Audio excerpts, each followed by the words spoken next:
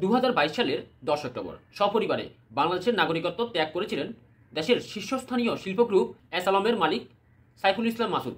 আবার একই দিন বিদেশি নাগরিক মানে সিঙ্গাপুরের নাগরিক এবং বিনিয়োগকারী হিসাবে বাংলাদেশে স্থায়ী বসবাসের অনুমতি পান। এখন প্রশ্ন হলো, কেন তারা বাংলাদেশের নাগরিকত্ব ত্যাগ করে সিঙ্গাপুরের মতো একটা দেশের নাগরিকত্ব নিলেন? কেনই বা শুধুমাত্র বিনিয়োগকারী হিসাবে বাংলাদেশের স্থায়ী বসবাসের জন্য অনুমতি নিলেন? এই ব্যাপারে বিশ্লেষকরা 5টি প্রধান কারণ খুঁজে বের করেছেন। চলুন দেখে নিই এই কারণগুলো কি। 5টি কারণের অন্যতম কারণটা হলো বাংলাদেশ থেকে অর্থ পাচারকে আরও সহজ করা এবং যে কোনো প্রতিকূল পরিস্থিতিতে বাংলাদেশ সরকারের জবাবদিহি এড়িয়ে চলা। ট্যাক্স হ্যাভেন হিসেবে পরিচিত পৃথিবীর অন্যান্য দেশগুলোতে টাকা পাচার করা এবং সেসব দেশগুলোতে সম্পদ ক্রয়ের সুযোগ নেওয়া। বাংলাদেশি নাগরিক হিসাবে বাংলাদেশে বিনিয়োগে যেসব প্রতিবন্ধকতাগুলো আছে সেগুলো এড়িয়ে চলানোর জন্য। 4 নম্বর কারণ হচ্ছে সিঙ্গাপুরে একসঙ্গে দ্বৈত নাগরিকত্ব মানে একসঙ্গে দুই দেশের নাগরিক থাকা সম্ভব না।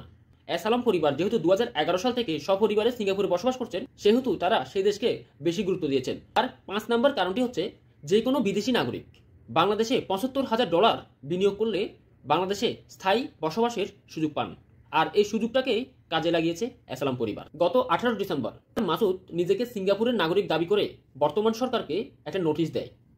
সেখানে ইউনূস সরকারকে সতর্ক করে বলেছেন, যদি আগামী 6 মাসের মধ্যে তাদের সাথে ঝামেলাগুলো অর্থাৎ তাদের যেসব ব্যাংকগুলো সরকার জব্দ করেছে, যেসব প্রতিষ্ঠানগুলো সরকার জব্দ করেছে সেগুলো ফেরত না দেয় বা এই সংক্রান্ত বিষয় সমাধান না করে, তাহলে আন্তর্জাতিক সালিসি আদালতে বাংলাদেশের বিরুদ্ধে মামলা করবেন।